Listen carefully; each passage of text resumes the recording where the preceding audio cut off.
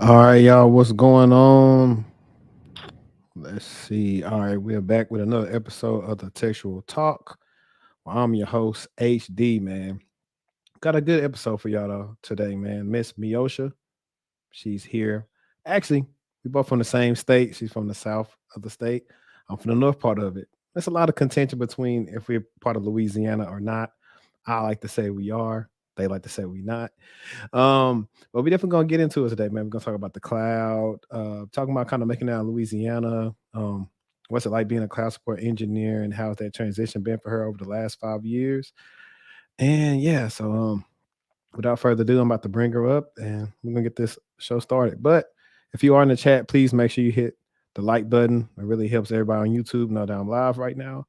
And on the re-listen to this, please make sure you go ahead and leave us a review of this podcast episode. All right. Hey, what's going on? Hello, everyone. So I've been thinking about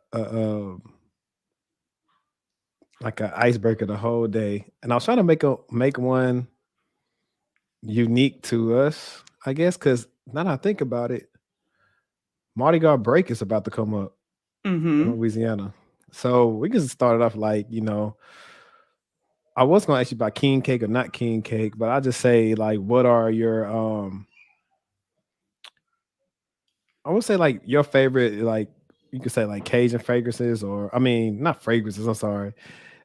Dishes or favorite like desserts or whatever. We'll start off like that, talking about that since y'all do have that rich history down there and all that good food.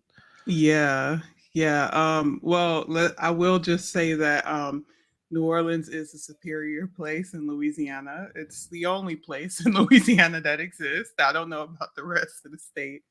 Um, my favorite dish would definitely be, gumbo. Come on, you can't, you can't really. There's nothing better than gumbo. I do prefer chicken and sausage gumbo. And there's also it's weird because once I got outside of New Orleans, I tried other stuff, and I kind of started taking a liking to boudin balls. They're kind of boudin and boudin balls like they're decent. And as far as desserts, we don't really do desserts like that unless it's a cake or king cake, of course. And with king cake, I like it plain. I don't like it with all the extra like I think I saw something Hmm. with like strawberry and cream and all that. I just, stick to the regular king cake, nothing special. Like maybe the Yeah. cinnamon sugar is okay, but nothing too crazy. Yeah. The funny thing is like it wasn't till college till I actually experienced like, oh, we out of school for Mardi Gras because they didn't do that for us in elementary school. We weren't out for Mardi Gras, but hmm college is when that happened. So I feel like that was pretty cool. But I'm going ahead and let you introduce yourself for our listeners, and we're gonna get this episode started. Of course, of course. Hello, everyone. My name is Meosha Wilkes. I am from New Orleans, Louisiana, and I currently live on the West Coast. I am a cloud support engineer for a company that primarily has AWS technologies. And so, as a cloud support engineer, I support things like um, cloud indoor disaster recovery, EC2 image builder, EC2 for Windows, which does include like SQL Server on EC2 Windows, Systems Manager, AWS Systems Manager, which is a huge service, probably my favorite service. VM import, export, application and migration services, and stuff like that. Those I would say. And disaster recovery. Elastic disaster recovery service is also another big one.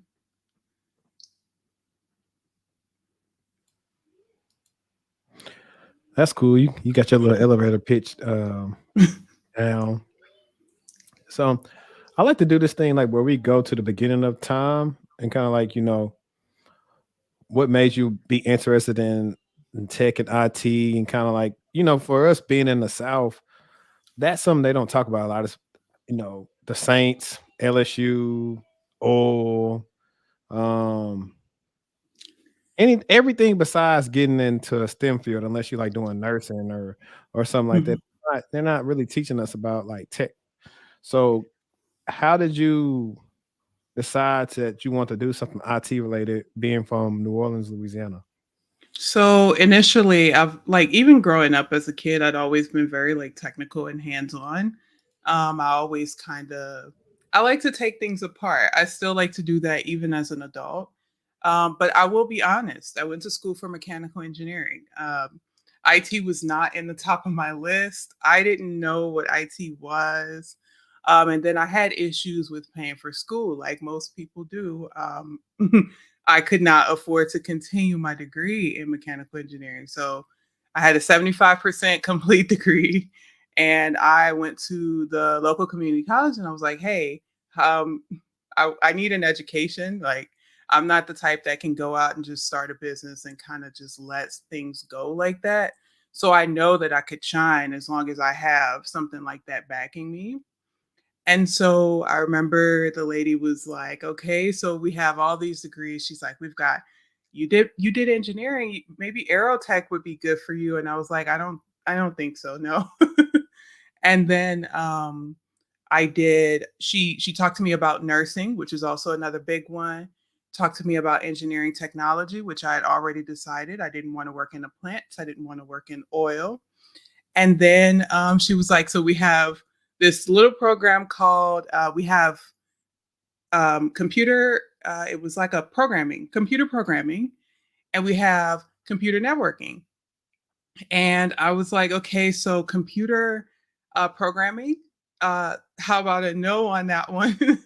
Because I'd already done that kind of stuff in engineering, and I wasn't too fond of it. I was most like I really liked building things with my hands. I was like, "Okay, computer networking."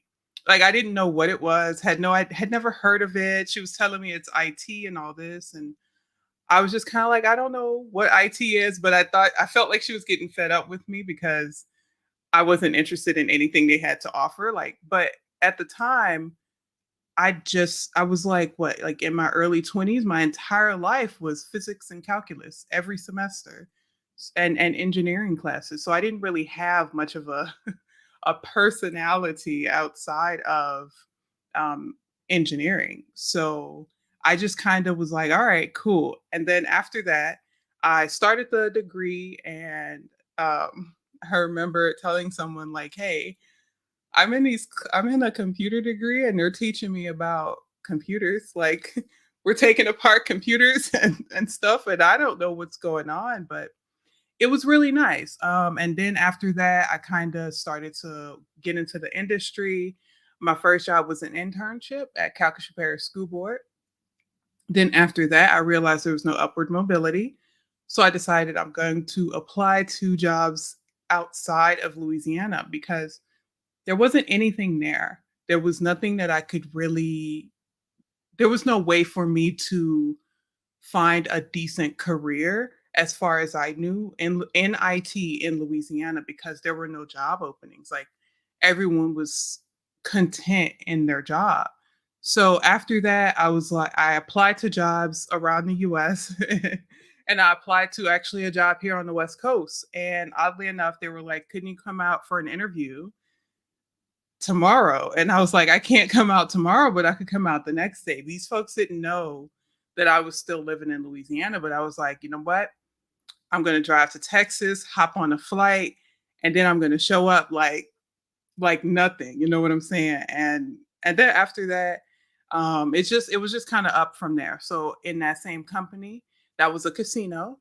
I went from help desk to I went I had the title knock engineer, but I didn't really do very much knock work. I did more system engineering work, which I guess it is what it is with virtualization and Nutanix and all that kinds of stuff. Then after that, of course, pandemic hit. I worked at a great little startup that dealt with the payment card industry, which was super interesting. They do great work there, but I was like, okay, this is cool, but I don't know how much this aligns with what I want to do and if it's leaning into my strengths.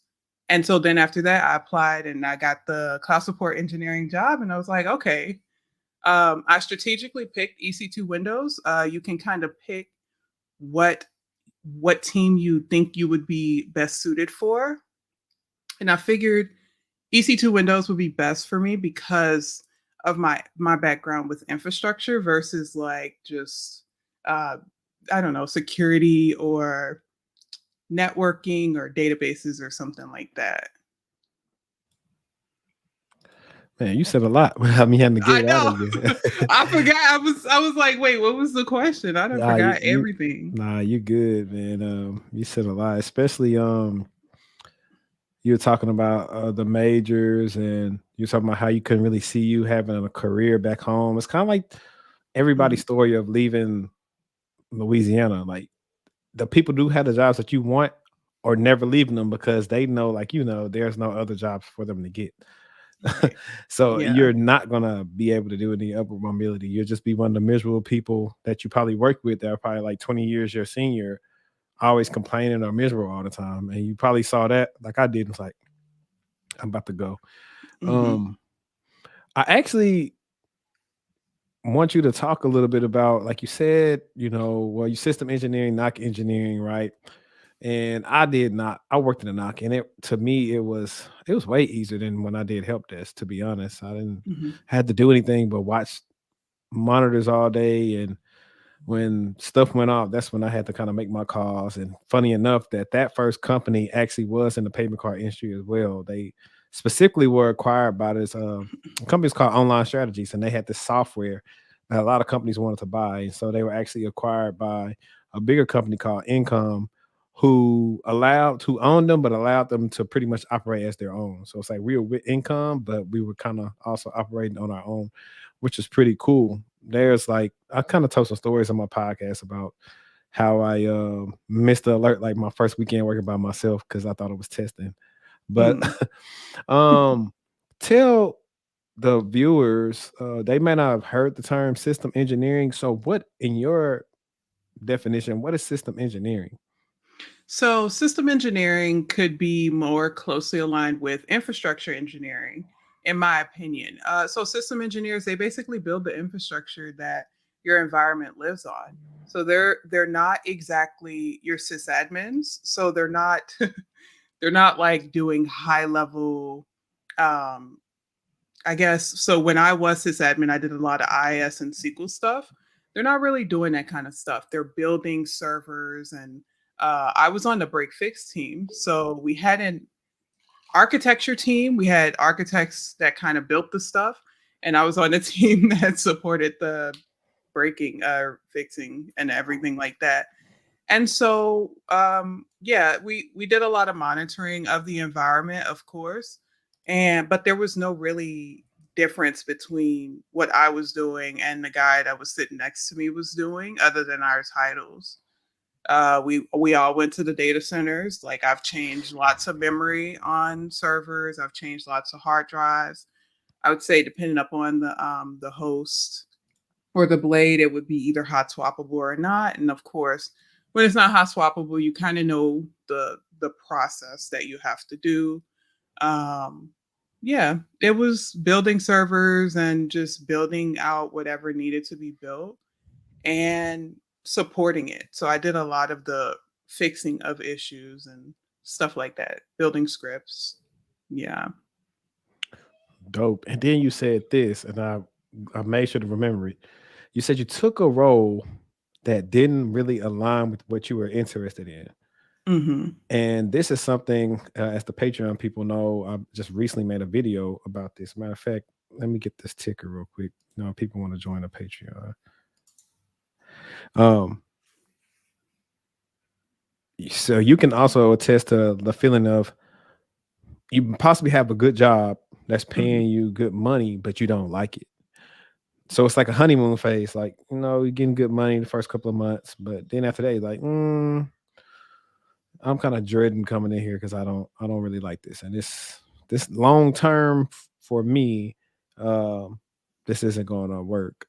Do Hmm. you agree with that sentiment, or was it a little bit different for you for how you felt when you decided, hey, I think I want to do something else that I like that's going to line up with what I want to do in the next couple of years? So I would say it was a little bit different for me, mostly because I didn't want to work with the casinos in the casinos. I didn't want to do casino work. Gotcha. Right. And so I found myself, I told myself, I was like, okay, we're not doing casino stuff anymore. We're past that. Been there, done that, got the t-shirt, missed the flight, don't want to do it again. Right. And so And when you then I say, and I'm sorry to interrupt, and when you say Mhm. casino work, is it something that's specific that you would do only working in the casino of why you didn't want to? No, Or it's was it I very is it too easy for you or something or what? I wanted something new. So like I just wanted something new. So like granted the work is great. You learn a ton. You support a lot of different stuff, meet a lot of different people and interact with a lot of different teams. But I wanted something new. Like I just was kind of like, okay, well, I've kind of done that already. So what else is there out there? There has to be more to this than just this one industry. Although it dominates the area that I live in, there has to be more. But the last company, it was a great company, but it was casino adjacent. And so I realized what once I got into it, I was like, okay, they do amazing work here, but what is the career path for me here? And that Mm, was stuff that I started to think about. They were starting to get their migration going on and start moving to the cloud, but I just kept thinking, where am I going to be in a couple of years? Like, I'm a hard technical person. So that means that I have no desire to be like a project manager or product manager or owner or anything like that. I'm in the I'm in the, in the code or in the scripts and stuff like that. That's me. So that's kind of how I got into cloud support engineering. I was like, okay, so I'm not seeing a forward path, even though I love what we do here. It's great. I thought it was cutting edge. Like they did really, really awesome work. But I just thought of my future and I couldn't got you. see anything beyond the same title and the same position. Okay. Well, first of all, is that company still doing good? I'm trying to see like are they close to going public? Because they seem like there's a cool company. Uh Yeah. So right before I left, they were doing amazing. Like they had some I know they were doing some not acquisitions. They were working in conjunction with some major players in the finance field. So that was fintech basically. And they were working with major players in the finance field. They were working on expanding their technology into different countries, different types of gambling and different types of sports betting and stuff like that. And I know they had great investors, and yeah, so they were definitely, if you are into fintech, that company was definitely on the cutting edge of this payment card industry stuff. I'm not too sure if what they're doing right now, but I do, like, I'm still connected with them on LinkedIn and stuff like that, and I see that the things that they're doing, and it's, if you're in that industry or whatever, it's pretty awesome. It's pretty awesome. Dope. All right. So let's get into the good stuff that people came here for. So how would you explain what cloud support engineering is? And also I would like you to elaborate on what a day in the life of a cloud support engineer looks like as well. So we could pretty much demystify the distinction of, or let's say remove the negative connotation of support in anybody's role title, right? You Yeah. got a lot of negative connotations with support where people may just think it's either a lower level job or easy, or you're just talking to people on the phone all day, so you're not really doing anything. Um, so yeah, those are the two questions. What is cloud support engineering, and what's a typical day to day for you like? Yeah, so cloud support engineering is basically, it's a little bit above just regular. Basically, it's beyond the sysadmin stuff. It's so the people that I'm talking to, they are the sysadmins or system engineers at their companies, and they're experiencing problems. And the problems could be as small as, you know, IAM permissions all the way down to throttling, or they're getting an error and it's a new error and I'm trying to reproduce it. I would say it's not, it does have the title support, but you don't do their job for you. We have very, very strict guidelines on what we can and cannot do. Like, we cannot write scripts for you, we cannot write code for you, we don't debug your scripts and your code for you, and we don't, like, we're not going to, like, the my job specifically, I cannot build up your SQL servers and stuff like that. However, we do have managed services that'll do all of those things for you, but that's not my area. um and I would say a typical day in the life is that I wake up, I log in, and I just go and pick up cases. I see what's out there and I go pick up cases. Right now, most of the things that I'm working on, even though there's an array of services, my most common thing outside of EC2 Windows, which is kind of like the default for like any case, would be Systems Manager and the disaster recovery and yeah, the disaster recovery services. And so I just pick up cases, I work them, I wait for people to respond to me. If they don't respond, I go pick up another case. And when my day is over, it's over. Sometimes I have to spend hours and hours replicating things. Sometimes I have to do a lot of research. Sometimes I have to write, like, I might have to write my own custom code to be able to do something. Like, I had to, like, more recently, I wrote, it wasn't really custom code. It was just something that I wrote for someone to be able to use Athena to query CloudTrail. Like, that was something that was very basic for me. It took me like 5 minutes because I've worked with SQL a ton. So writing a SQL query to query something else is not a lot of work. There's also no real obligation or requirement for me to work beyond my set schedule hours because the work is very demanding. It's not just like you just can sit there and you don't get to cherry pick and pick easy things. Sometimes you might get an easy one where it takes you like 5-10 minutes. Then you might get something where someone's like, my entire environment is down, and you get on the call with them and like 5 hours later we're finally getting it back online. But yeah, it really depends. It does have the, the word support in it, but it's a really good job. I wouldn't say it's necessarily entry level, because there's the understanding that you have a basic understanding of systems as a whole. So you just kind of already understand how to make the connections, because someone may say I can't connect to XYZ, but like, you I don't know, it's like you already know like how to ask them questions like, well, how is this connected, how does this work? Because sometimes people tell you the problem but they don't give you uh all of the information. So yeah. Yeah, you got to pull that out of them. And speaking of, so I'm glad you made the distinction of saying like Hmm.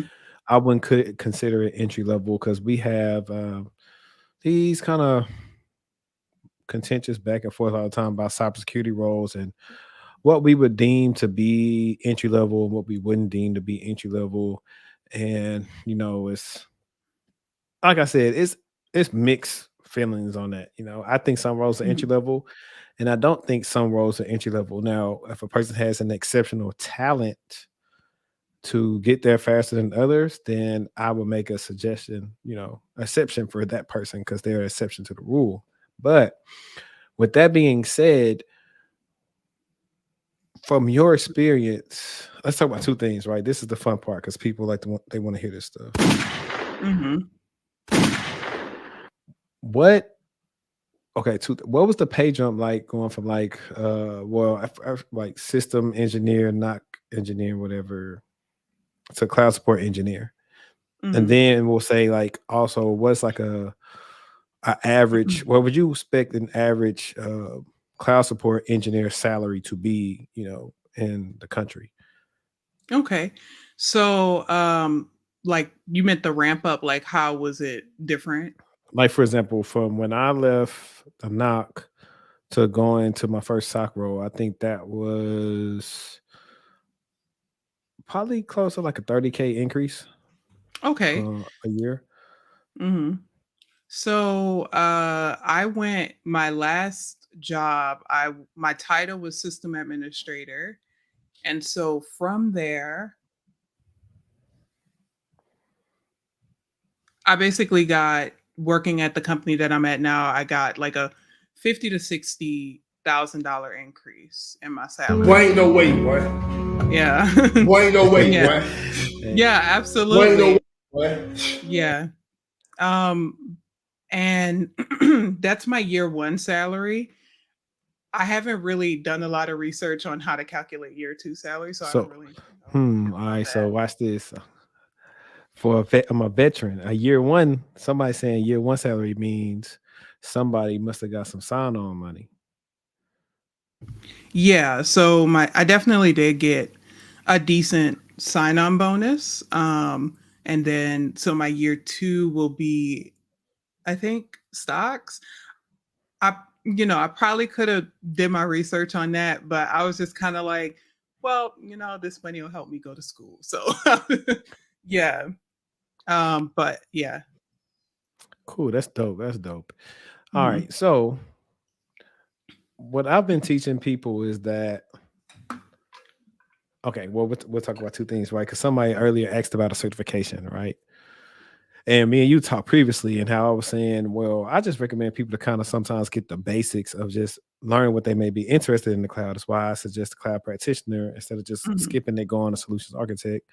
So you learn about all Right. these different services, and you may want to specialize maybe in one service and really learn all you can about that to where that's like what you want to go into. Mhm. What would you advise people to learn if they want to become a cloud support engineer? I would say the basics of IT are super, super important.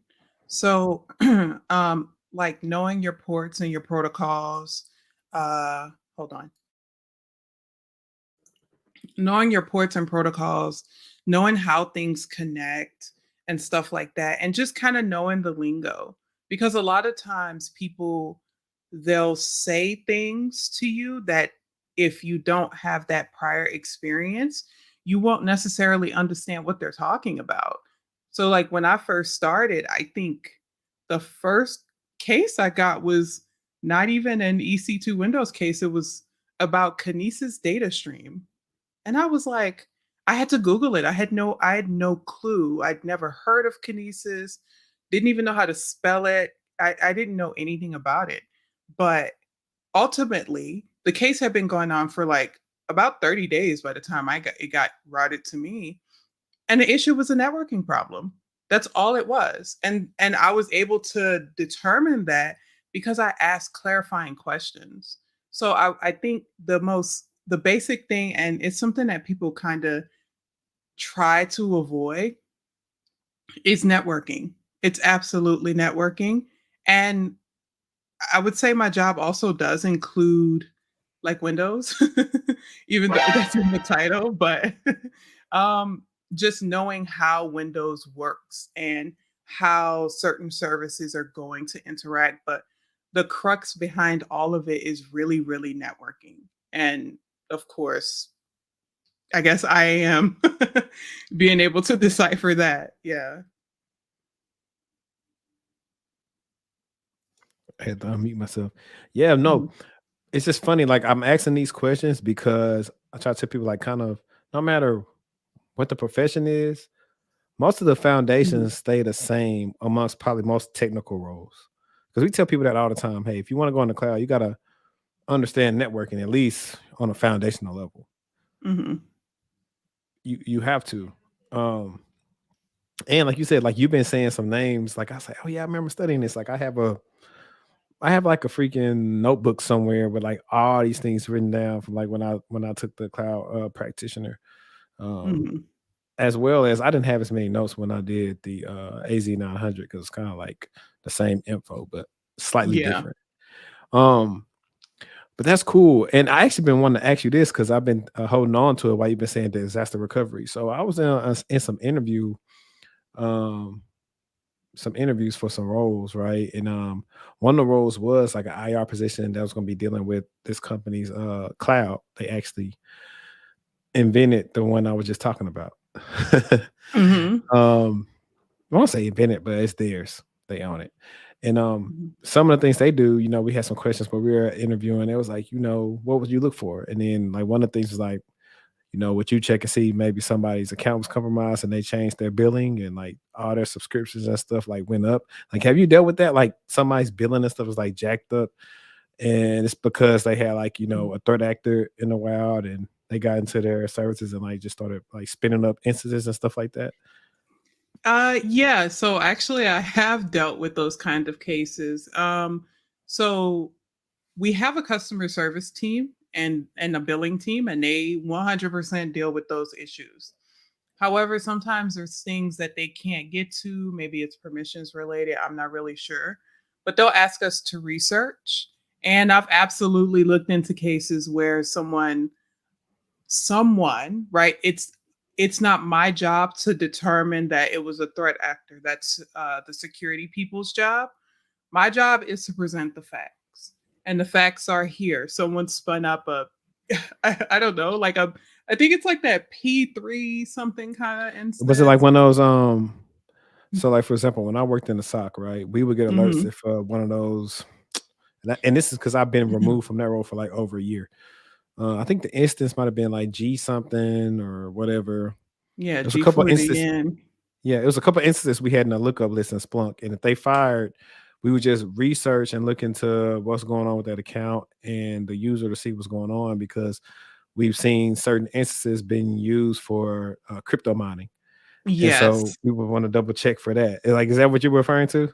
Yeah, yeah. So I worked a case where someone had like they had spun up this huge instance on these people's account in in an availability zone that they didn't Mm. use.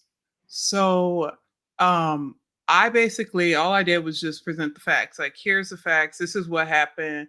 This is what I can see. I can see that it was spun up using this account this time, blah blah blah. And then I pass that off because I can't there's nothing I can do for the billing. I can't, and also I don't really know what the security folks tell them.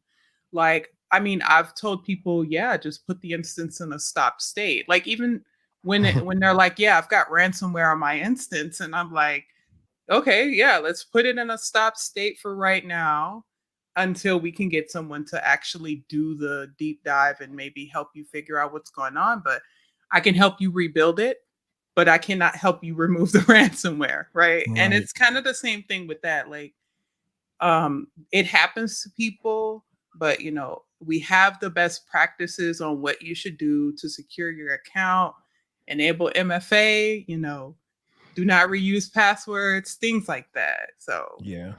No, I mean it's just cool to talk to somebody that's on the other side of that, and something that mhm. I was hoping to potentially do didn't kind of work out that way. Yeah. But it's one of the things like when I'm so interview tips free game. When I interview, I always talk about how like my job is also enabling the business to keep on making money, but having an understanding of everything of what's going on. And so we just saw how what I've did in the past aligns with things that she does on the other end when these customers reach out to her. And it also aligns with like why it makes sense to have Mm, good rules for like your security team, like because we should be the first people like picking up on that before they have to call in to someone like her. We're like, hey, I don't know what's going on. What I'm supposed to do today? Can you help me? I mhm. can help you to, I can walk you to the top of the bridge. You got to ask somebody else to, take you to through the bridge, but that's all I can do. Um, Mhm. Yeah, so that that's dope. happens a lot. Yeah, a lot of people sometimes I think there's a misunderstanding of what we actually are supposed to help them with. And it's like, there's really really hard lines in the sand. I cannot tell you to make a change. I can only say this is what will bring this to an end. Dope. Um, so let Mhm. me see. I had this question right here. What is the most important lesson that you've learned so far throughout your career? Hmm. I would definitely say it's asking the right questions, because a lot of times you Asking all them don't. questions. Yeah, right. I would say sometimes I get hit for asking too many questions, but sometimes I just feel like I need to really understand where they're coming from, because I don't always know what they're talking about or know what people are talking about. Because sometimes I think people just send you an error code, and I'm like, what does this even mean? Like, this is Greek to me. I have no context. So, asking clarifying questions, asking people what's going on, and asking them, how is this supposed to work? Show me, and this is something I've been doing since help desk. Show me what you did to get here. Like, how did we get here? This is whatever. This is showing this error. I Can just thought you show about that. me? Who's that? Deborah Cox? How'd you get here? Nobody's supposed to be here. Yeah. Yeah, is that Deborah Cox? I don't know. Kelly Price, somebody, I don't know. But yeah, One so of like them. I would just ask It like, is Deborah Cox. oh, it's Deborah Cox. Okay, I would just Yeah. be like, how did we get here? Can you show me what you would normally do and explain to me, like show me how it failed. When did it fail? Is this the first time it happened? Also, that's another super important question. Has this ever happened before? It's the first time you're seeing this, or like, because sometimes you just kind of like, sometimes people have never had access to something and they're like, well, it doesn't work, and it's like, well, it's never worked. That's the first thing. It's never worked because you don't have access to this. So yeah. That's a dope question. I know for me, coming from help desk, that's kind of how I was too. Like it built upon good skills when it comes to doing cybersecurity as well, like asking those clarifying questions or getting the information from them. Like when it comes to customers, sometimes they know what they were talking about. So I have to pull information from them purposely to make sure that they know what they're actually calling into me with, or saying, "Oh no, this is your actual issue." You know, Mm-hmm. like stuff Yeah. like I'm just having flashbacks now. Somebody calling me or like, uh, one time we put a front end message up, the TSA network went down. And so the lines blew up. Hey, I can't get on the internet. I can't check emails. Hey, newsflash, we can't either. The whole network is down. Right. Yeah. Or I can't receive emails. But I have all the storage. Okay. When the last time you received the email?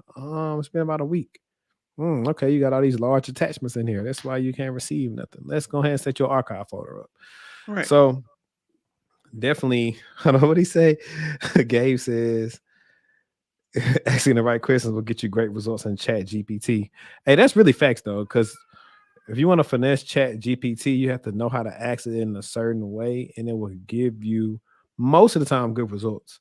Mm-hmm. One of my followers on LinkedIn, and this is not related to what we're talking about, but she wanted to ask Chat GPT about some information about Black History Month, and it gave her non-Black people to post about. And she was like, these people aren't black in Chat GPT. And they was like, oops. So that's just a Wow. little disclaimer, like, kind of still kind of verify what you're doing because Mm-hmm. it could be a way, hey, somebody give open AI some money, say, okay, look, man, we're gonna pay this money to make Chat GPT give people the wrong information, mess up everybody's environment for the people who just Mm-hmm. want to like just bet everything on that. So I think that's gonna be a huge use case eventually, but that's not what we're talking about right now. Right. But that's a dope question. I know for me, what I so far what's been most important in my career is like, as my boy said on drumline, to staying ahead of the game. That's since 2018. That's what I've been doing, staying ahead of the game, trying to figure out, what's the best way for me to always be successful in my career and always looking out for myself. I know it sounds selfish, but when you get on LinkedIn, you see all these people who really love their job got laid off because people at the top made bad decisions. You got to realize you got to stay ahead of the game. Mm-hmm. Um, Yeah. but this other question was, what's one thing about your job field of expertise that almost no one agrees with you about? Hmm. Oh, that's a good one. I know it's a good one. Wow. I would say, yeah, I would definitely. I would go back to the entry level thing. Um, I mean, I I think maybe the people that don't work cloud support have this misconception that it's just help desk, but of the cloud. And I'm like, Hmm. yeah, in a way it is, but sometimes it is absolutely the farthest thing from that Right. because the people that you're helping, like they're not New. new to this. Yeah, like you're not helping someone log into Windows for the first time. Like these are people that have built up their own infrastructure or they've built the infrastructure for their company. They're seniors at their company and they didn't just get there because of time. They got there because they're qualified. So just I understand like asking the base questions, but I don't think cloud support engineering is entry level at all. Something it's not something that you could just jump into. Um, Mostly because you have to at least have some kind of background. But I can only speak for EC2 Windows. I can't speak for like analytics or security or stuff like that because Windows and like Linux, they're very specialized. They Yeah. have like the things that you're doing are not necessarily as unique to the cloud vendor. Whereas like analytics, security, some of these other things, databases, they may be unique to a specific company, but some things like Windows is not unique to one particular company or the next. Like you can do a lot on one thing. And then of course there's the proprietary services that of course you can dabble with. Okay. Yeah. This makes like a good post, like about asking about cloud stuff, because it's always gonna be mixed feelings. Because I felt like, for the most part, and it's maybe getting streamlined now, but like 3 years ago, you will probably check 5 different cloud engineer roles or whatever, and it's no uniformity. It's always something different. So no one really could just tell you exactly how to get to the cloud. It's so different and when it's Mhm. streamlined. So I think that's one of the things that they're working on right now. Yeah. Man. Oh, I know which one it is. This is a good one. I always ask them this one. So, how would your parents describe what you do for a living? Um, that I work with computers.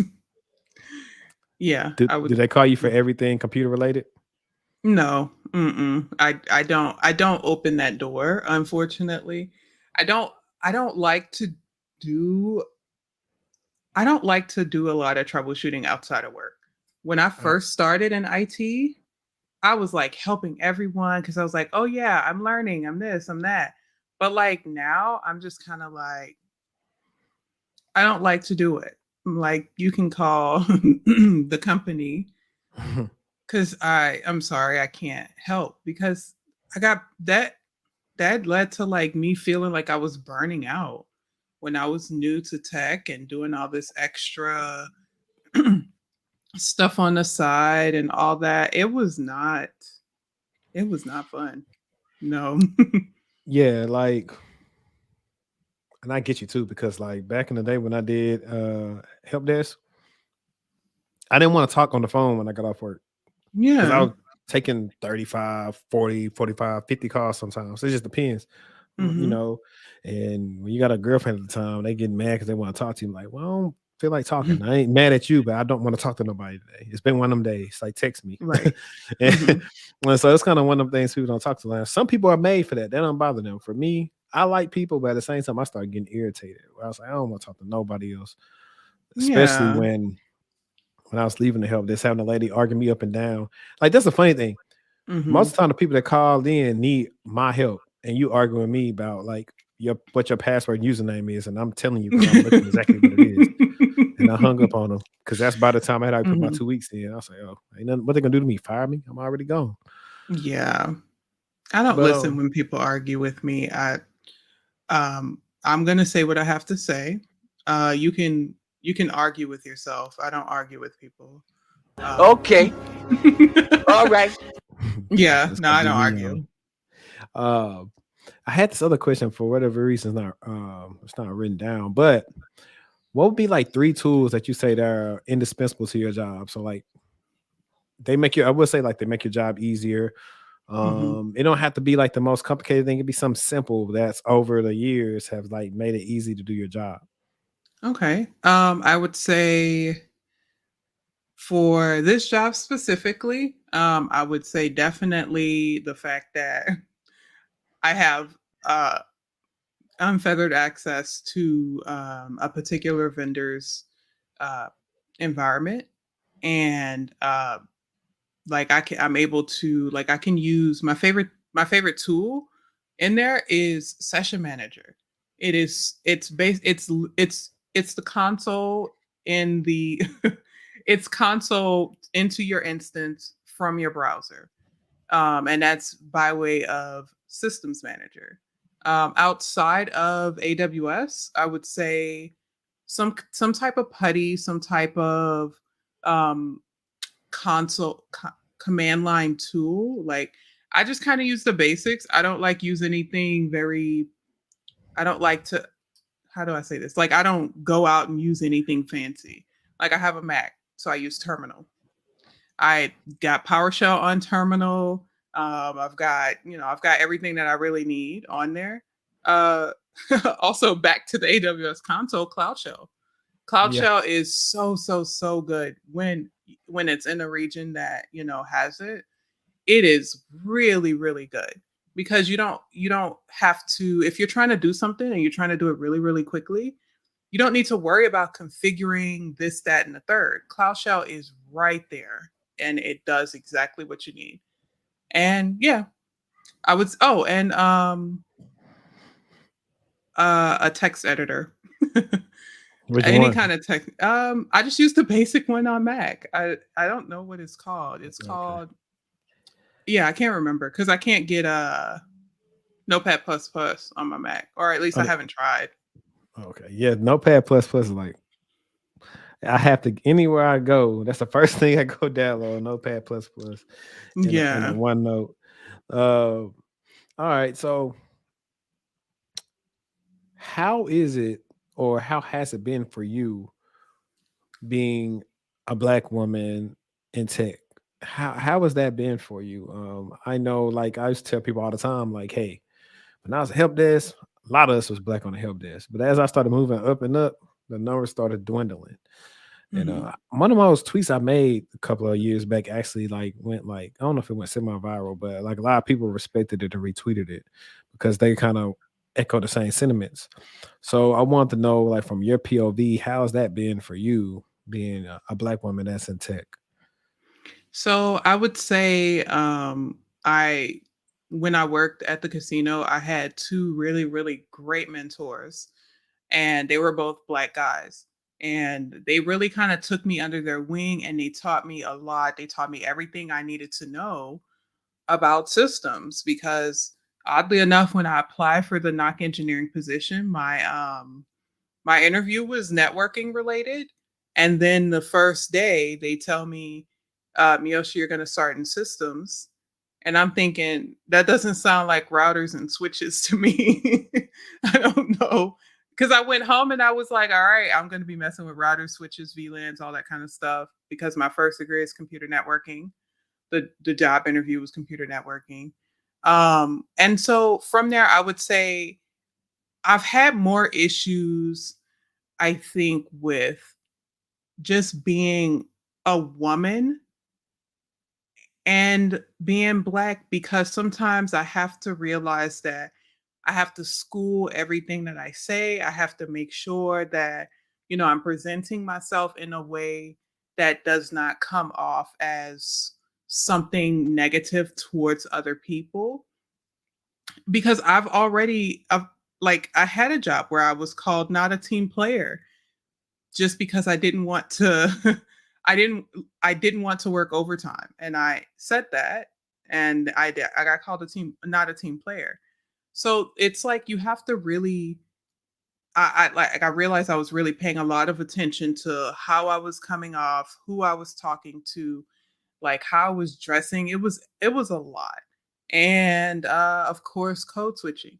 But the fact that like I had those two black mentors when I got to the knock role was, I would say, very imperative to, it was very critical to setting me up for success, because they really showed me a lot and they really pushed me to learn and to get better. And from there, I would say I've been kind of like, I've bounced around a little bit. Um, for the most part, I haven't necessarily always been the only black person. Sometimes I'm like the only black woman. But I don't it hasn't caused me as many problems with the people that I work with as it has with people that I don't work with. So sometimes I've had people say things like, "Oh, you don't know what you're talking about," or "Can we get one of the guys in here that know what they're talking about, cuz you don't know what's going on." More recently, I had someone say something to me like, "You clearly don't know what's going on here, and we will all wait for you to catch up." And I was like, "Yo, that was What? mad disrespectful." But yeah, but I don't I like, just don't let it get to me, because at the end of the day, um it's not really my problem. Like, if you have a problem with me, take it up with somebody else, cuz I don't really know what to tell you.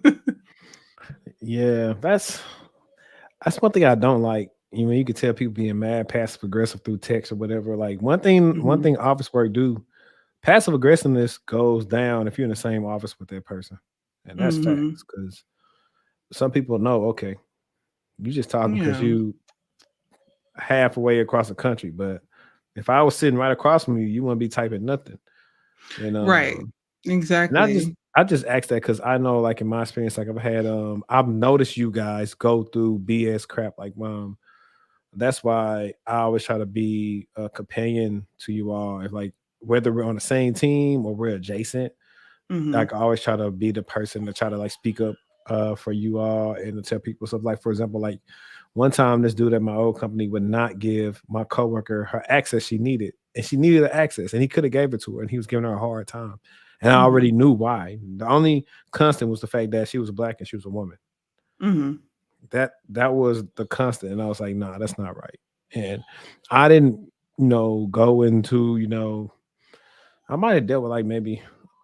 Honestly, I don't know. I'm gonna have to take a step back and actually see. Like, I know I talked about years ago how I felt like I dealt with some things. It's me. It probably could have been me projecting or me feeling a way that I could improve these things and feeling like, hey, man, I didn't get these jobs back then because they didn't want to play a black dude, whatever amount of money. That's just how I felt at the time. Because shit, you dressing up in suits for interviews and knowing you killing an interview, but you ain't getting hired. You like, hey, something ain't right. Yeah. um, Mhm. so those are some of those things I experienced early on in my career. Now I think it's a little bit different of a climate, and for the most part, on a surface level, that's what we would say. But I Yeah. haven't really experienced like anything. I know also like from talking to women, it's like y'all also, and this is not the thing to like kind of say this is like all black women, but I know there is also some of this issues where it becomes a competition between like black women that work in the office together instead of like uniformity. Like I've Mhm. noticed that like that thing where like I've seen a lot of women say like when if a black woman or someone was their manager, like they kind of like had a bad experience with it because they didn't want them to go past them and all type of like silly stuff. But that also happens on the men's side too. But I've heard that sentiment more so from women. And I was like, that's something that has to change because like it's just a job, bro. Like Mhm. who knows? That person that you beefing out with or holding back, you probably gonna be the reason they leave. um, Yeah. I haven't had that experience with other black women in the workplace, but I will say I do think that it's a different, like, I got into tech and the workforce slightly at a different era. So mhm, like, I would say the people that I've worked with have been very forward, and for the most part they've all been allies. Like, I have not really worked directly with anybody that I was like, "Yo, this person's like, they out of pocket. Like, this is not okay." it's always been someone on the other side working for a different company that's interacting with the company that I'm working for. And yeah, I haven't, and honestly on the technical side, because like I said, like I'm hard technical. So that means like I'm in the on the CLI, or I'm in the logs, I'm, in the infrastructure, stuff like that. I haven't really seen too many black women. I haven't really encountered that many. But if they're out there, hit me up, of course. But yeah, like I haven't had that experience. It not even with other women, but like I said, I think it's because I got in at a different time, and like the whole idea of allyship is like a very big deal. Like it's to not make your coworkers feel excluded, no matter what background they are, no matter what your preconceived notion about them is. You should not make them feel excluded, because excluded people have a hard time performing and reaching out for help in a job. And that's the worst possible thing, because you don't want the only ever the only black female or black woman that's worked at your company or in your department to then transfer and go somewhere else, and you're like, oh well, she was good, I wonder why she left. I mean, she didn't really talk to us much, I wonder why. Like, it's Yeah, find that's common why. ground. Right, and that's why I tell a lot of people now too, when we're talking or we're talking about these different interviews and stuff they can go on. It's like, why? And it's kind of like this, but culture fit for the most part is a big thing if people want to see how you're going to mesh with the people in the culture. So if you can learn how to be a chameleon, you should have no issue with that. But everyone doesn't, know how to do that. But I Hmm. actually had a spicy question for you. God. AWS. Okay, we got three. So I won't make it won't make it lopsided. We got Hmm. AWS, Azure, or GCP. What's your pick? So, as far as my favorite one, I think there's a clear bias. I'm going to say AWS. But if I were to tell people, like, which cloud should they get into when they're studying, I would honestly probably say, I would honestly probably say Azure, because depending upon what your role is, there's like a 99% chance that you're going to run into Active Directory Hmm. somewhere at some point in your career. You're going to run into a company that may or may not have an Azure Active Directory sync from on prem to the cloud. They may only work in Azure Active Directory. They may only have Active Directory on prem. A lot of this stuff kind of depends on regulation and stuff like that. But like, I would say, I think Azure is a great starting point for people, even though I'm 100% biased towards AWS, because I like Systems Manager a lot. It reminds me of SCCM, but like times 10. But Azure, because you can kind of get Sensation. the foundationals, you can get the foundations down. And also, there's not, I don't, based on my experience with Azure, there isn't as much of a learning curve once you kind of start working the basics of IT to going there. Like, they don't name anything too crazy for you. They're not like services named after someone's cat. So the service names make sense for what they do. But yeah, my favorite cloud vendor is clearly going to be AWS, because they have systems manager. Yeah. Oh, I ain't gonna lie. I might change the title of this video saying AWS has systems manager just to. Look, uh, I'm a huge advocate for systems manager. Anytime I talk to someone and they're having a problem, I'm like, is it managed by systems manager? right. All right. So here's like one of my last questions. Like, what's one question you wish I asked you that I didn't ask? Hmm. Um.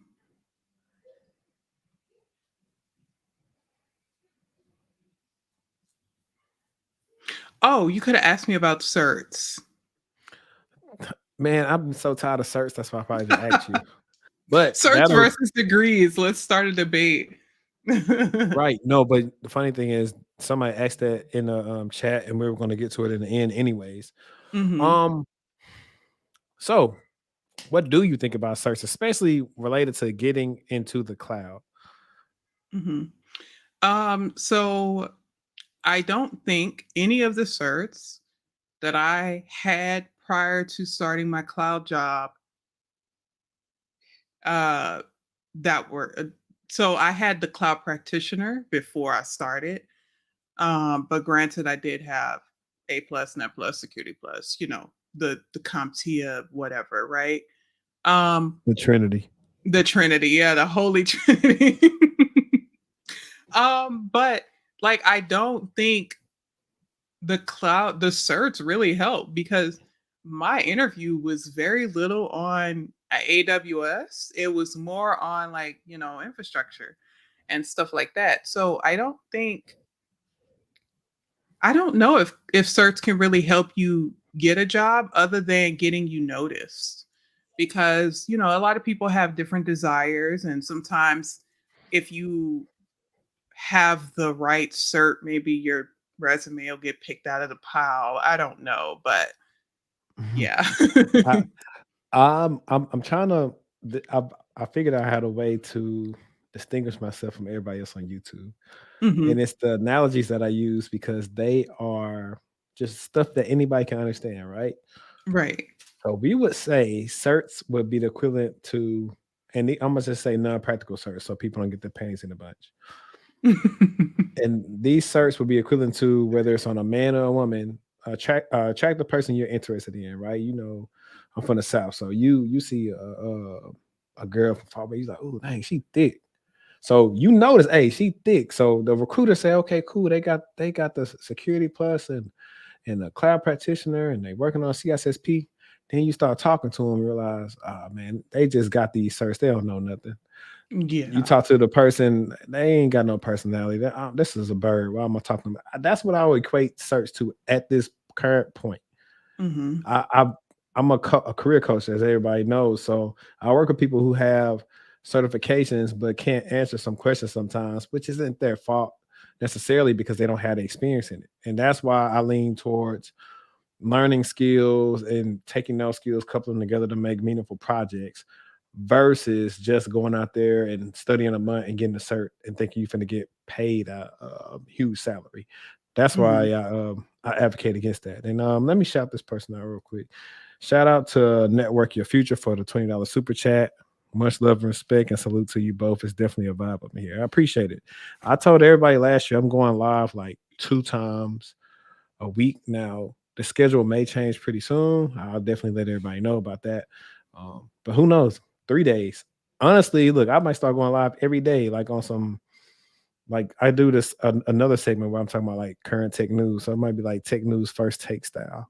And if I could pull that off, that'll be dope. Which I have a Hmm. person I know I can pull that off with. Nice. Um, but yeah, man, that's how I feel about the certs. Like honestly, like I like Hmm. them, but I also can get pricey. And I just know it's like all that game. Like, hey, like, cool. Like I always tell people, hey, get a entry level cloud cert, have some networking fundamentals. You don't have to get Network Plus. At least if you know about the stuff in Network Plus, good enough for me. And get you an entry Hmm. level cloud cert. I have my little brother right now. He's a freshman in college working on a cloud practitioner because I want him to do the labs, do it, and I want him to understand the cloud. And if he likes it, he'll go that much deeper. And it's fine. To me, I substitute A plus with a cloud cert because I feel like Yeah, it's they're about the same. yeah, but I think it's actually just more beneficial. Yeah. Honestly, at this Hmm. point, you know how many Yeah. security jobs say like, oh, must know of AWS, GCP, or whatever. And like for me, Right.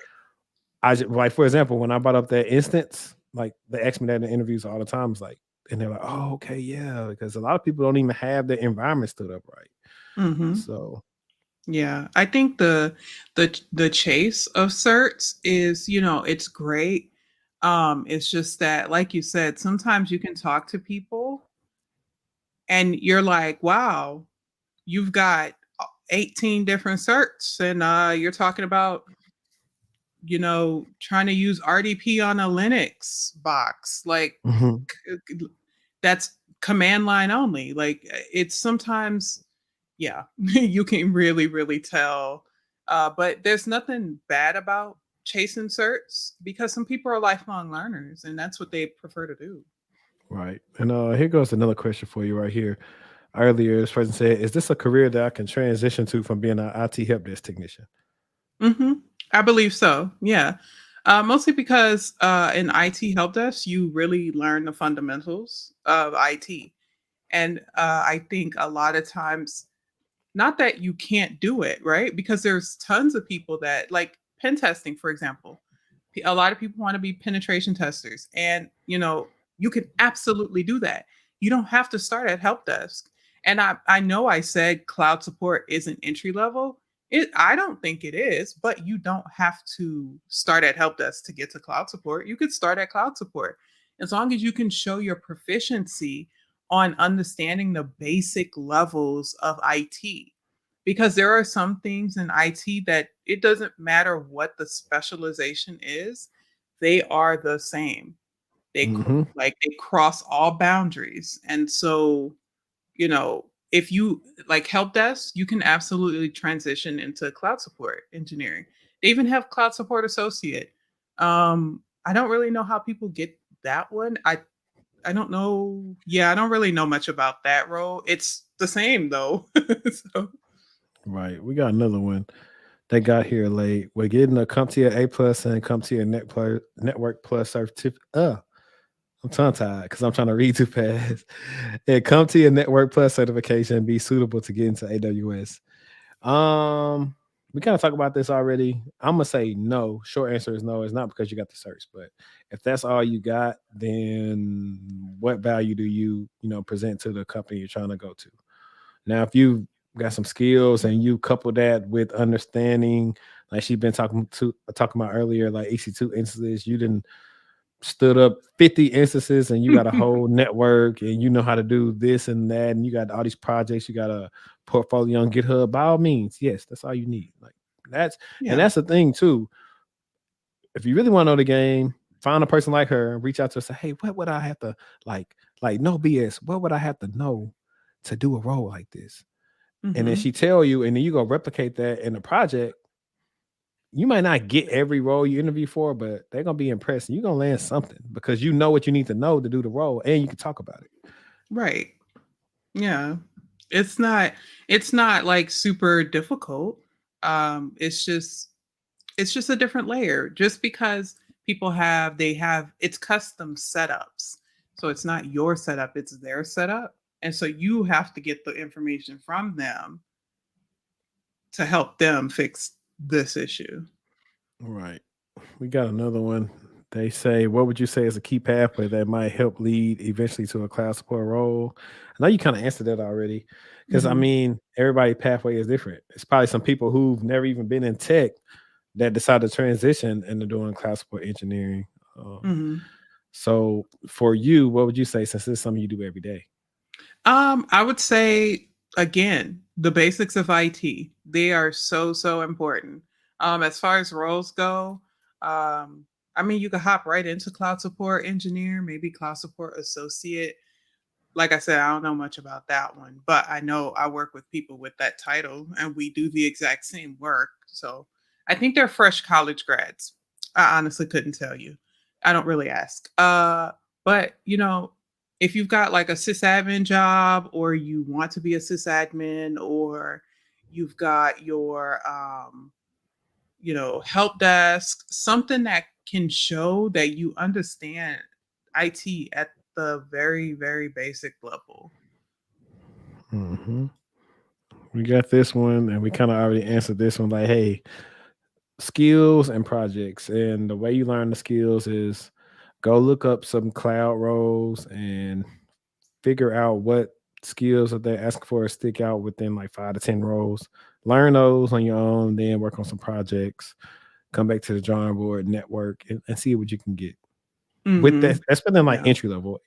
Mid and senior might be out of reach for you because that's just mid and senior, but try Mhm. to find some entry level. Entry level, I normally say is 0 to 2, sometimes 0 to 3. Really depends. Yeah. Yeah, you can definitely get into cloud with no experience. Like I didn't have cloud experience before I got my job. All of my experience.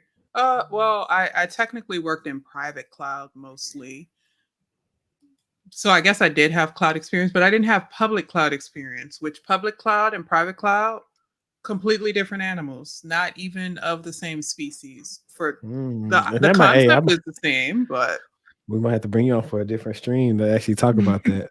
But okay. we got another question right here. Hey, say my employer will pay for either my 4 year degree in cloud or certifications A plus, network plus, yada yada yada. Assuming either path will take the same amount of time, which one would you recommend? I'm gonna say approach this with some caution. Read the fine print of saying, "Hey, if they pay for my school, how long do I have to stay here, or do I have to pay this money back?" That's I'm Mhm. throwing out there in the beginning because that's how that normally works. Yeah, they'll pay for it, but you got to stay here the next couple of years, and your salary might not represent the skills that you just learned. So that's Mhm. why I'm saying that. So pay attention to that. But um, for your degree in cloud. I mean, where you going? WGU? Like, and this might be another video topic that I may need to do is like have schools finally migrated to cloud degrees just for cloud. Like when I was coming up, Mhm. like in November will make 10 years since since I've been graduated from undergrad. So I went into school, dang, what, 13 years ago. 13 years Mhm. ago in September, I went into college. And for computer stuff, for the CIS or computer science, it's only two. Mhm. So I am interested in like what other majors are out there. So I may do that for the people that are watching because everyone don't know how to decipher the thing. But what would you recommend this gentleman to do? So this is going to be a very unpopular one, but I'm going to 100% say the degree, because off rip, there's a lot of doors that can get opened because of that piece of paper. Like literally, like I'm finishing up mine. I had some stuff that was going on in my life, but that degree is way, way powerful. There are companies that will just give you a chance because you have the degree. The certifications are great. And the certifications you can get in tandem with the degree. And like you said, if you go to WGU, you can get them while you're getting a degree, right?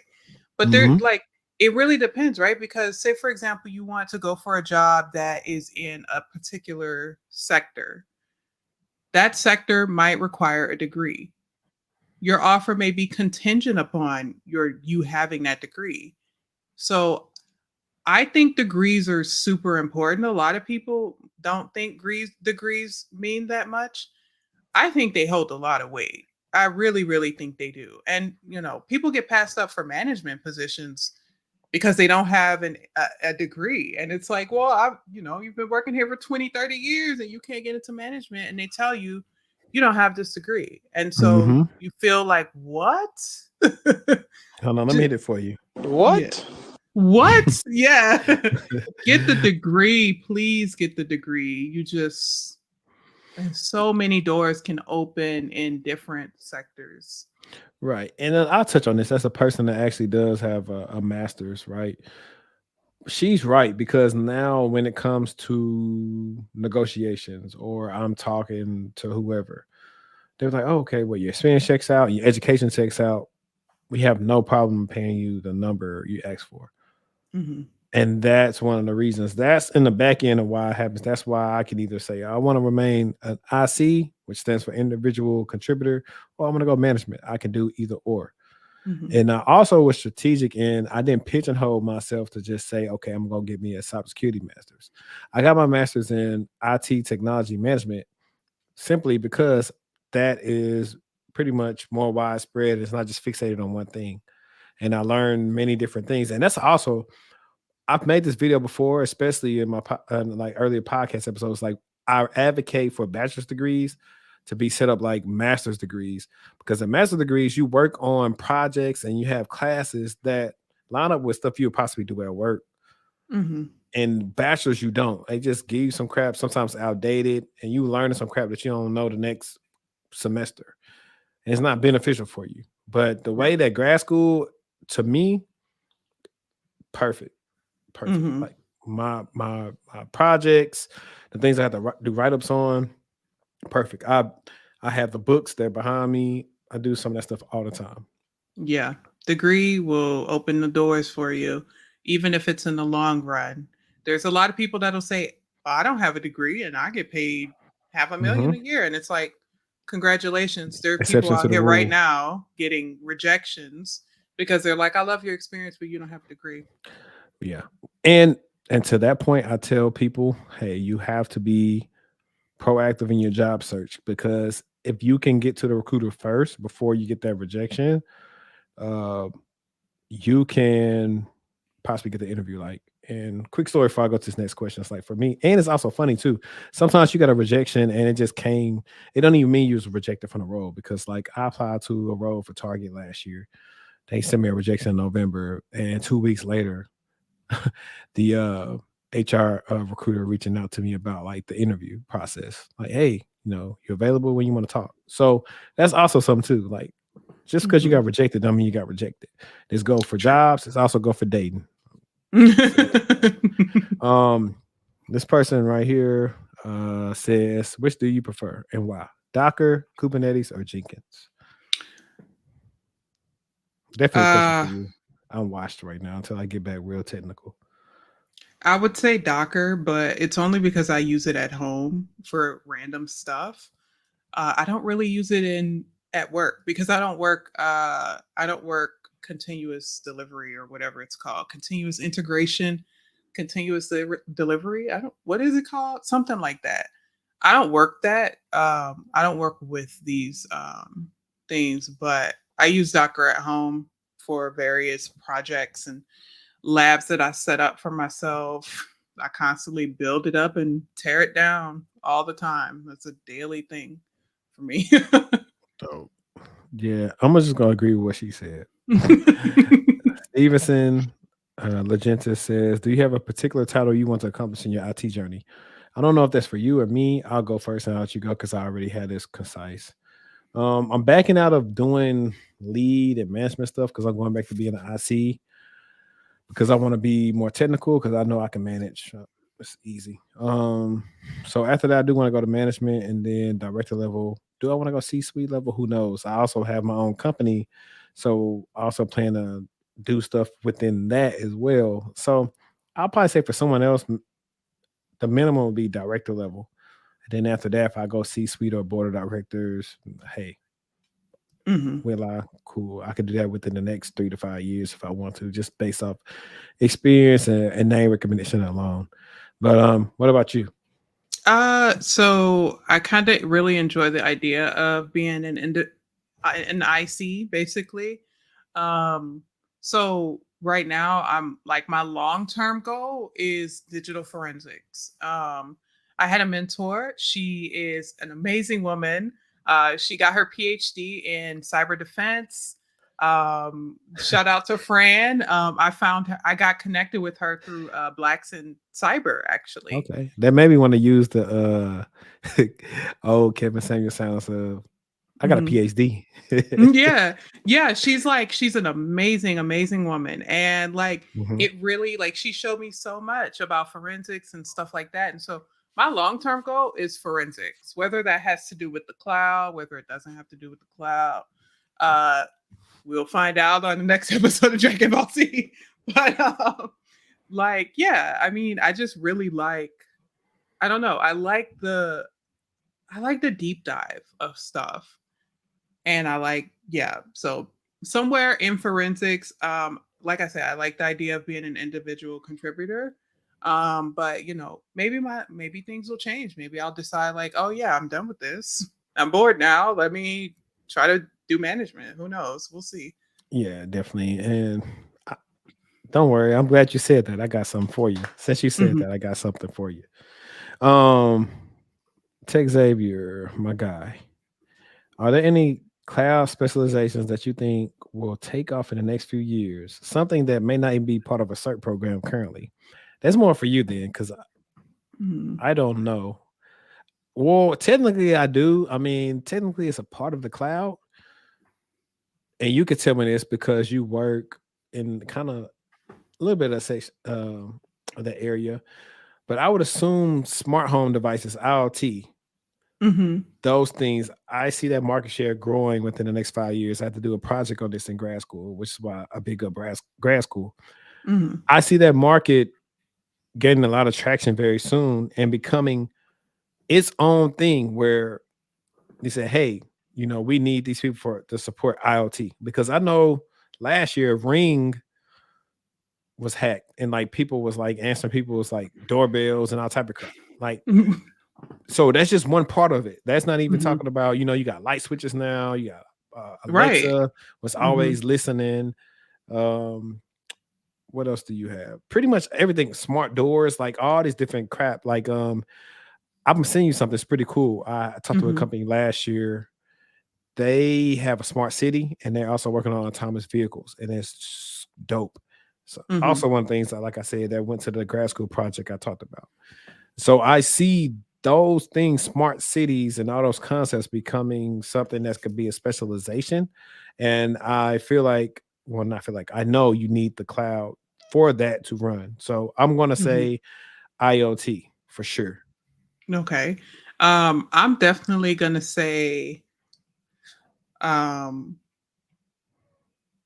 AI, ML, Hmm. artificial intelligence, and machine learning. Shout out to Chat GPT. Yeah. Mostly because I think Sensational. there's a lot happening in that field, and I think the tool is very powerful.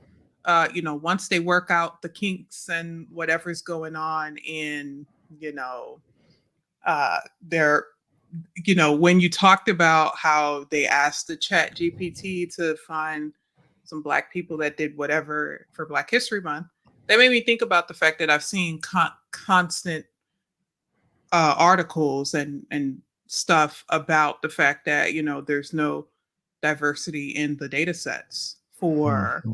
the machine learning and the AI. So, you know, once they get over Hmm. the hurdle of adding diversity, and that includes people that can, kind of get information or present them with data sets that have better information, then it'll be very, very powerful. I think it'll be super, super popular, mostly because a lot of companies are trying to do their own thing. Like, yeah. I think I was watching a documentary or something on a company that's trying to do space exploration to be able to do mining or something. I laughed at it, but I was like, you Listen, know, I feel like we the generation that's going to live through Independence Day. yeah, I mean, but like maybe if they get NASA, for example, is doing amazing things. Like I know I have a Twitter, and I know I mostly retweet NASA stuff, even though I work in tech. But like I mean, NASA is NASA is doing a awesome stuff. to me, NASA is a tech company though. It take tech to Yeah, do what they do. So, right, exactly. uh, And they're doing great, great things. Great things. um, Afri P says, "Can you speak on OpenStack?" I absolutely cannot, unfortunately. No, I I can't can't. either. Sorry. I can't speak on either, man. I've been doing like, look, hey, check out the Patreon if you want to see what I've been doing like the last year. I got another video I'm going to edit tonight, so you can see like how much, not out of the loop, but like, I'm like a boxer who hadn't fought in like a year. That's just gonna be me. Mhm. Uh, Shout out to Ari for the super chat. Let's see. I'm in tech sales, but looking to get into data analytics. Any advice? Shout out. So Brian Kent, I would say follow my guy Jamar Gale on LinkedIn. He's actually chronicled his data analytics journey for a while, and he's put out stuff like what helped them learn and how they learn stuff in data analytics. But the process doesn't change. Figure out what you want to do in data analytics, study it, learn the skills, build out things that job that you would want to do that they do in data analytics. I'm not gonna lie, a lot of the stuff I do in my job right now is data analytics, and I hate it. 1000% hate it. I'm surprised they don't watch my YouTube and ask me, "Hey, you said yesterday on your live stream you hate this job." Say it all the time. I hate it. Um, Emmanuel B says, "What cert to get to renew CYSA? That's not CompTIA." I would think you have to get a CompTIA certification to renew the CYSA. Could be wrong. I think CompTIA has that information on their website too. Certs that are eligible to give you the, what is it called? Units. CEUs, CEUs. Yeah. Yeah, Continue my stuff. education. I'm gonna get unless you're in the government, Emmanuel B. Don't worry about it because look, all my stuff expired. But you know what? Still on the resume though. Let's see if we got any more questions. All right, somebody spamming the chat. I got to get some more moderators so y'all can get uh Philippe Dash L out of here. Uh, okay, we already answered that. FSMH when it comes to Azure versus AWS. Let's see.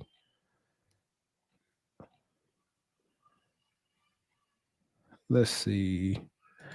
I don't have my moderators in the chat. I'm gonna give. Hey, if you want to be a moderator, I want you to comment right now. I want to be a moderator, and I'll make you a moderator. Um, Actually, let me put this dude right here. All right, I hit that person. I want to pay attention to the chat. But yeah, now if you want to be a moderator, let me know. I'll make you a moderator. That way, the next chat, if he shows up, you get him out here.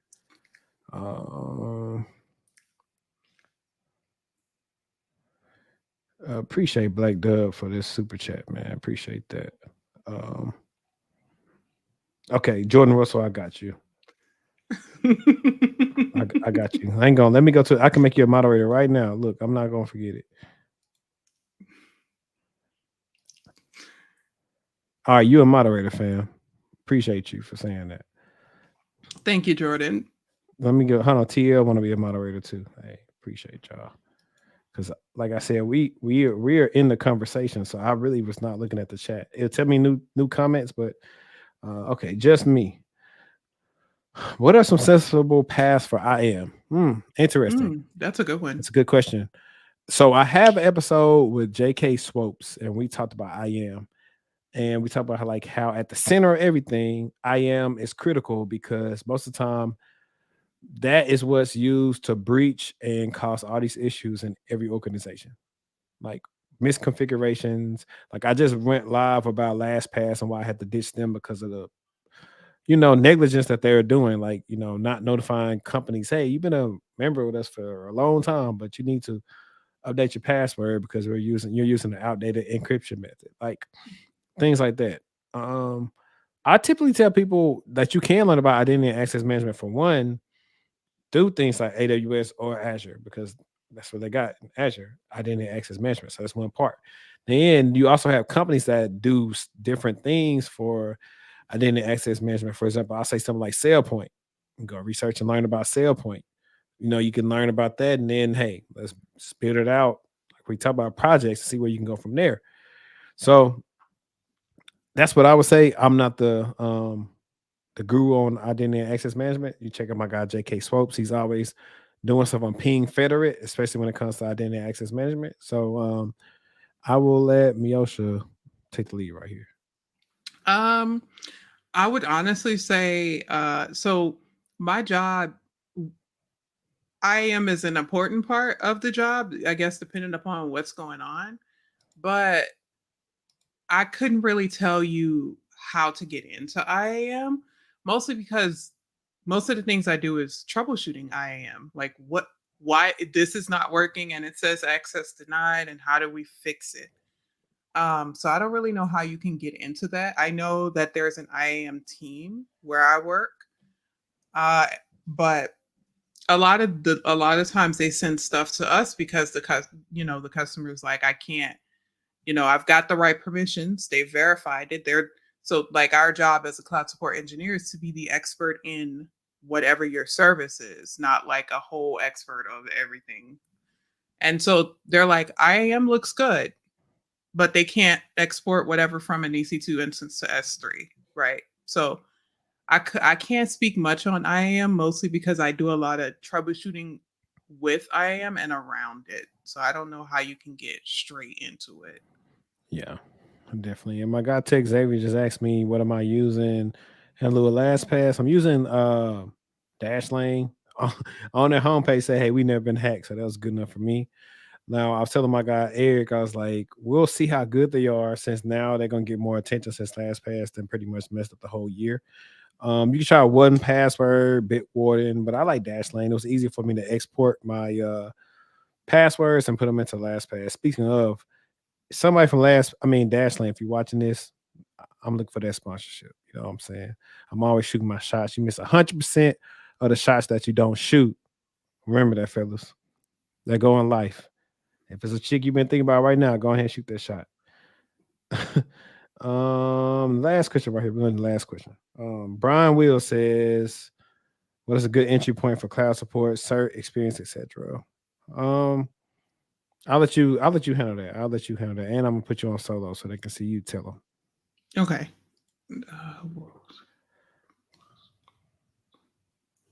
Um, I think I already did talk about it, but definitely just working on the the core foundations of IT. Knowing your networking, knowing your ports and protocols, knowing how things communicate, knowing if something is supposed to communicate in a way. And as far as certs go, I don't necessarily think certs can help you get a cloud support position. But if you can use certs to help, get your knowledge up there, absolutely. As far as experience goes for cloud support, I guess it depends on the level that you're applying to, but it's really important to just have that core foundational knowledge of just IT in general, just what things do, how they're supposed to work, being able to ask good questions, being able to observe how people configure their environment and understanding how their environment works. I know a lot of people will say labs and stuff like that. Cloud support is a lot different unless you're building labs to specifically break stuff, which I've done multiple times. I do it every single day. I've got my own disaster recovery stuff, failing by design. But um, I think labbing can help you get familiar with the services and familiarize you with the environment and just working in the cloud. But I don't think building up a lab is necessarily going to help you with cloud support unless you specifically have things in that lab that do not work. Like you have an instance that is not, you can't RDP to it, or you have an instance that does not have a certain service on it, and you're trying to figure out how to use a particular program or something to get it there.